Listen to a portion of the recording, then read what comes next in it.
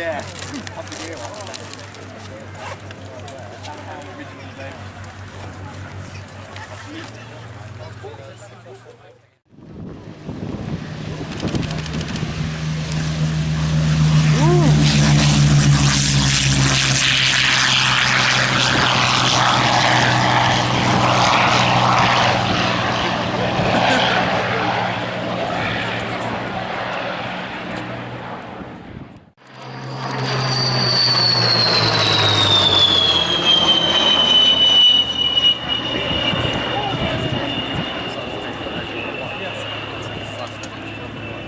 Probably, yeah.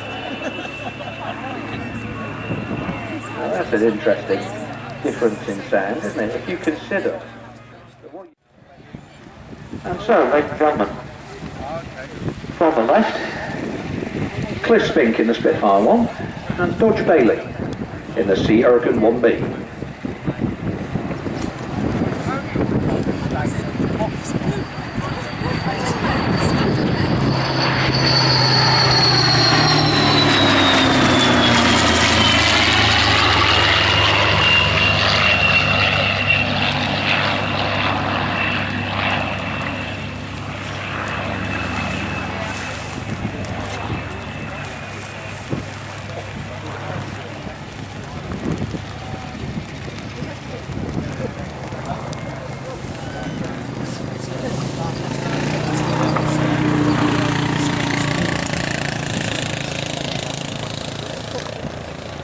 It's not often we get the pleasure of a pair of early series Stirlings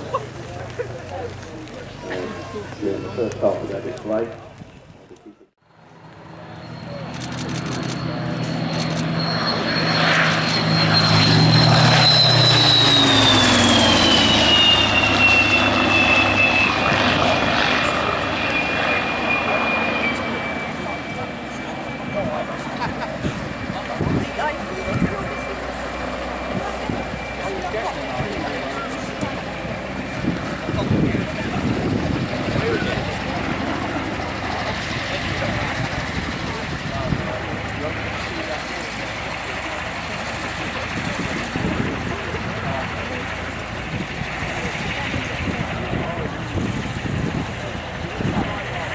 Very different engine nose there. Crystal Mercury in the nose of the Gloucester Gladiator.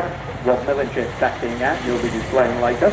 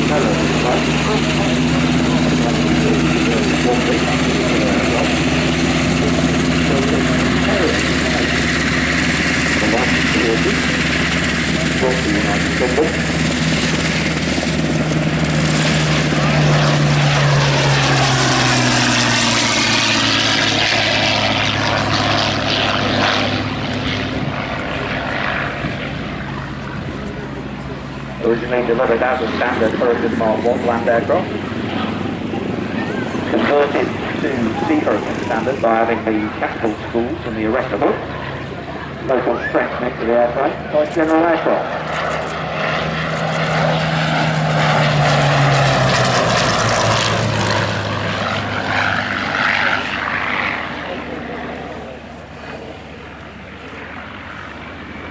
Aircraft are built from local in the water building glider, which is the enormous tank carrying adult arm.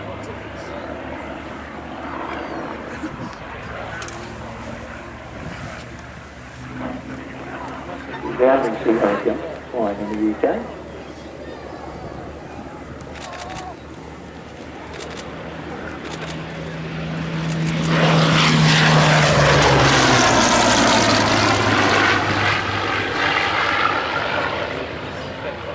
The whole development of the Hurricane as a naval fighter started with a very unfortunate Norwegian campaign. Squadron of Hurricanes was sent up there under command of Squadron Leader Bing Frost.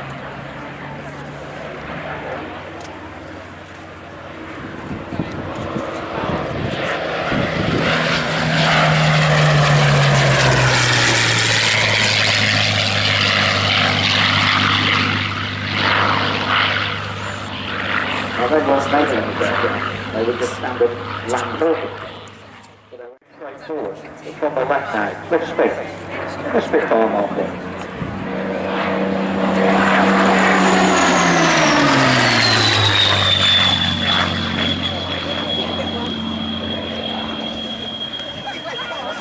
You may have noticed that unusual high-pitched whistle as the aircraft goes past.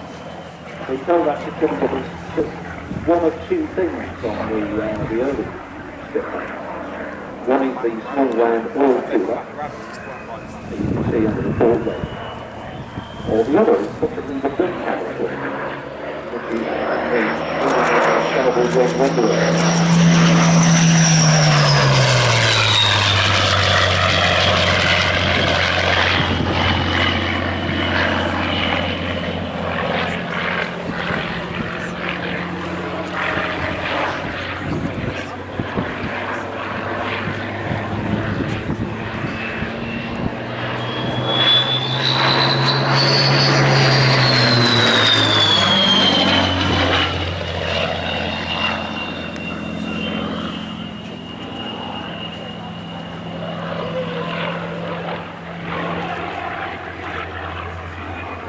Particular aircraft, a very recent restoration by Arco based at Duxford.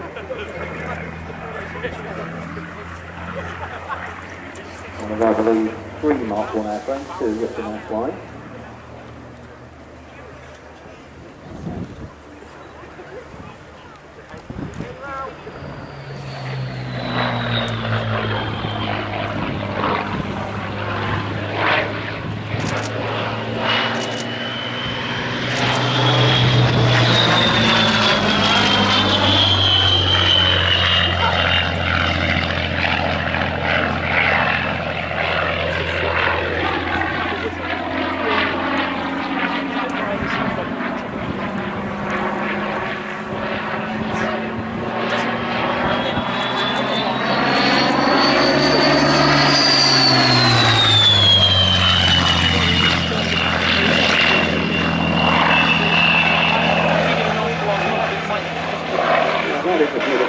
The short range, the early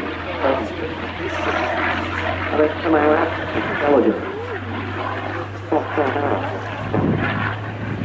Somewhere in the center of the line.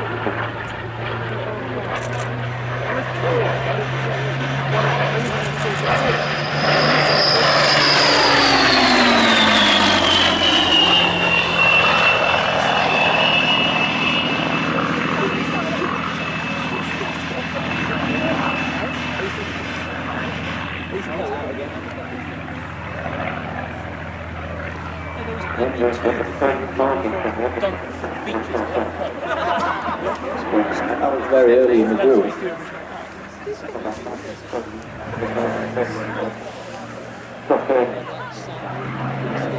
Early 1940. But it was an identification mark. It was stop our own anti-aircraft units, shooting at our own aircraft.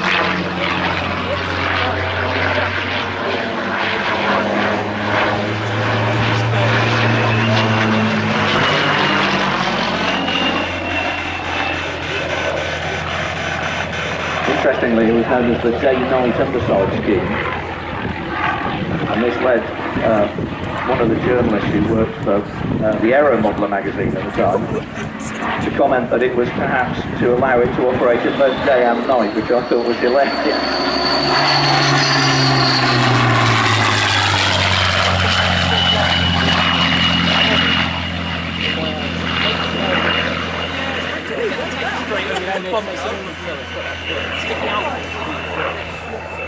You don't get it perfect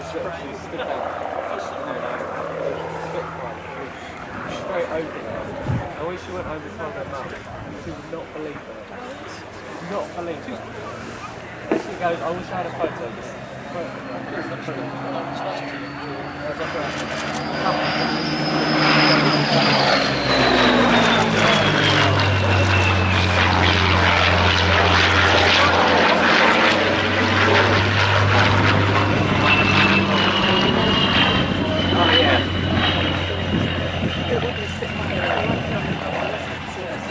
effortless, almost lyrical display. Quite beautiful.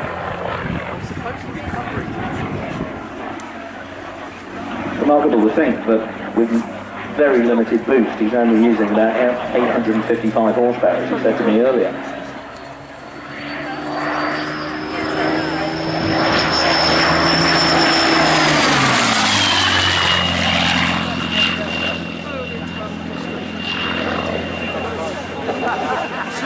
The sky is so featureless on my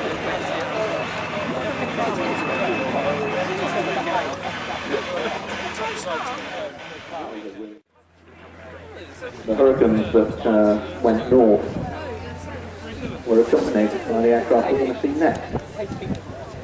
Because also on board HMS Glorious was a squadron of Gloucester Gladiators.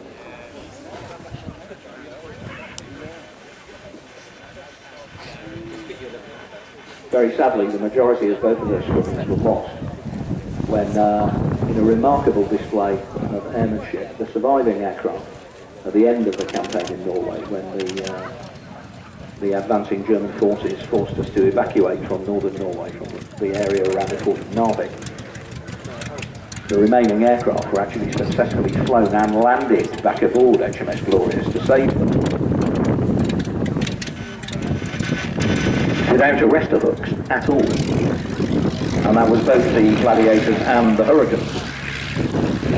And unfortunately, shortly thereafter, HMS Glorious encountered two of the German pocket battleships, the Scharnhorst and the Gneisenau, and was sunk with the loss of most of both of the squadrons, the aircraft, the crews, the ships.